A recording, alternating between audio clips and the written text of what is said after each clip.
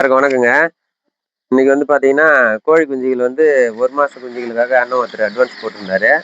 அவரு இப்ப காலையில எனக்கு ஃபோன் பண்ணி கேட்டிருந்தாரு. சரி வாங்கண்ணா நேர்லயே பார்த்து எடுத்துக்கலான்ற மாரி நான் கூப்பிட்டுருந்தேன். இவரு ரொம்ப தூரத்துல இல்லங்க. நான் இருக்கிற இடத்துலருந்து ஒரு 10 இப்ப எவ்வளோ நாள்ல நீங்க அட்வான்ஸ் போட்டு கோழி குஞ்சு உங்களுக்கு?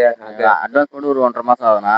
சரி அண்ணன் உங்களுக்கு சொல்லியிருந்தேன். ஆ, ஆ. சரி இந்த வழியா தான் நானு மண்ணூர் அடிக்கடி போவேன். சரி, சரி. சரி நான் யூடியூப்லயும் உங்க வீடியோ பார்த்துருக்கேன். ஆ, ஆ. சரி அந்த இடம் எனக்கு தெரியாது. அந்த ஒரு நம்ம புளியாமத்தடியில ஒரு மாட்டு வண்டி இருந்துச்சுங்களா, ஆ, ஆ. அந்த யூடியூப்ல பார்த்தேன். ம், ம். சரி அதை வச்சு நான் இதெல்லாம் அடிக்கடி போயிட்டு வருவேன். ஆ, ஆ. சரி நம்ம எதுக்கு டவுட்டா கேட்கலான்னு கேட்டேன். அப்புறம் ம். நம்ம அந்த வண்டியை பார்த்தா கண்டுபிடிச்சேன். சரி அன்னைக்கு தான் உங்களை பார்த்தேன். ஆ, ஆ. பார்த்து சரி கோழி குஞ்சுகள் பார்த்தேன் நல்லா இருந்துச்சு. சரி அதனால உங்ககிட்ட அட்வான்ஸ் கொடுப்பான்னு சொன்னேன். ஆ, சரி 1 மாசம் கழிச்சு எடுத்துக்கலாம் அப்படின்னு சொன்னீங்க. ஆ, ஆ. சரி 1 மாசம்னா அதுக்கு ஃபோன் பண்ணேன். சரி இன்னும் கொஞ்சம் வளரல இருக்கட்டும். சரி, சரி சரி. நீ வளர்ந்த உடனே தரேன் அப்படின்னு சொன்னீங்க. ம், ம். சரி அதுதான் நீ காலைல உங்களுக்கு ஃபோன் பண்ணேன். ம். ஃபோன் பண்ணதுக்கு சரி வந்து பாருங்க அப்படின்னு இப்ப தோட்டத்திலேயே வந்து பார்த்தேன். சரி கோழி நம்ம குஞ்சு உங்களுக்கு புடிச்சிருக்குதாண்ணா? இப்ப குஞ்சுகள்லாம் பார்த்தீங்கன்னா, நேரா இப்ப லைவ்ல பார்த்தீங்க. கோழி குஞ்சு எல்லாமே எல்லாம் ஆக்டிவா இருக்கு. சூப்பரா இருக்கு. ஆ.